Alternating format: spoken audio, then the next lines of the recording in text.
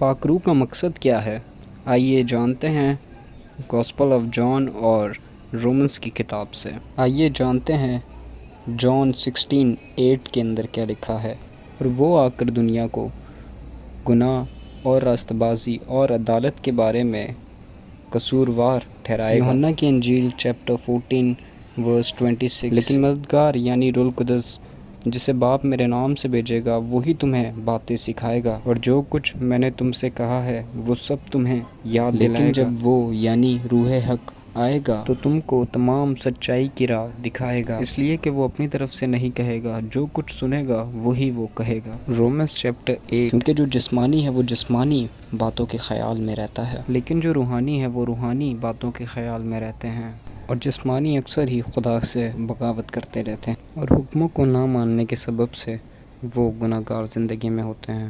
یوحنا کی انجیل اور رومنس کی کتاب سے یہ کچھ اہم نقطے ہیں جو پاک روح کے اندر پائے جاتے ہیں۔ پہلی چیز، وہ ہمیں گناہ کے بارے میں گناہگار ٹھہراتا ہے۔ پاک روح سچائی کی راہ دکھاتا ہے۔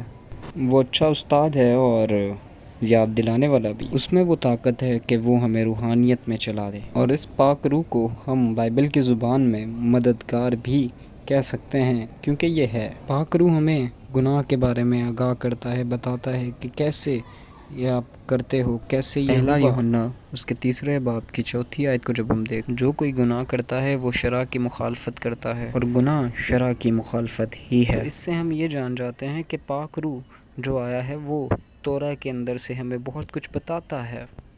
تو اور کیا کرتا ہے پاک روح؟ پاک روح ہمیں جو ہے وہ گائیڈ کرتا ہے، سچائی کی راہ دکھاتا ہے۔ کیسے؟ سام 119:142۔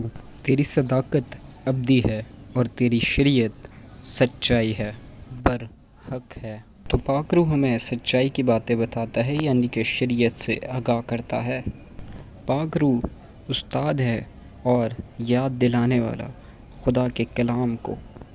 تو یوحنا کی انجیل کی ابتدا میں جو ورڈ ہے، وہ ورڈ ہمیں جو ہے وہ تورا کے بارے میں بتاتا ہے، سکھاتا ہے، اور یہ جو تورا ہے خدا کی، اس کے بارے میں پاک روح جو ہے وہ ہمیں گائیڈ کرتا ہے، اس کی سچائیوں سے آگاہ کرتا ہے۔ اور آخر میں ہم رومنس کی کتاب میں دیکھتے ہیں کہ پاک روح ہمیں خدا کی راہ پر لے کر چلتا ہے، روحانی سفر پہ، کیونکہ روحانی کی جگہ جسمانی کام جو ہیں وہ موت کی طرف لے کر جاتے ہیں، ہمیشہ کی زندگی کی طرف نہیں، لیکن روح ہمیں زندگی کی طرف لے کر جاتا ہے، ہمیشہ کی زندگی کی طرف۔ ہر انسان اپنی ہی خواہش میں کھنچ کر اور پھنس کر آزمایا جاتا ہے، اور وہ خواہش گناہ کو جنم دیتی ہے۔ خدا کا روح ہمیں سکھاتا ہے کہ ہمیں اوبیڈینٹ رہنا ہے ڈس اوبیڈینٹ کی جگہ پہ، کیونکہ اوبیڈینٹس جو ہیں یہ ہمیشہ کی زندگی کی طرف، خدا کی طرف لے کر جاتے ہیں۔ اور جب ہم خدا کے پاک روح کی بات کر رہے ہیں تو کیسے بھول سکتے ہیں ذکر 36:27 کو؟ خدا کہتا ہے کہ میں اپنی روح تمہارے باطن میں ڈالوں گا اور تم سے اپنے آئین کی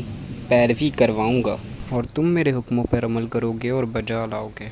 تو ہم نے یہ سیکھا کہ پاک روح جو ہے وہ ہماری زندگی کے اندر کتنا اہم یاد رکھیے گا کہ ہم نے سیکھا ہے کہ پاک روح ہمیں جو ہے وہ گناہوں سے بچاتا ہے، خدا کی سچائی بتاتا ہے اور یاد دلاتا رہتا ہے، اور ہمیں اس کی راہ پر چلاتا ہے، روحانی سفر میں لے جاتا ہے، کیونکہ تم کو ایمان کے وسیلہ سے فضل ہی سے نجات ملی ہے، اپنے اعمال سے نہیں۔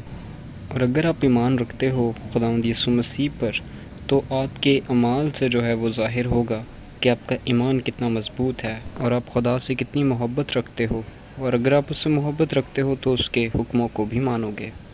ایک اور اہم بات ہے کہ پینتیکوسٹ وہ دن تھا جس دن 10 حکم جو ہیں وہ ملے ہیں۔ پینتیکوسٹ کا دن وہ دن ہے نئے عہد نامے میں جس دن بلیورز نے جو ہے وہ پاک روح کو جو ہے وہ حاصل کیا۔ خدا نے ایک ایسی بات ریویل کی ہے کہ خدا کے حکم اور پاک روح ایک ہی دن اترتے ہیں زمین پہ۔ سوچئے ذرا اس بارے میں۔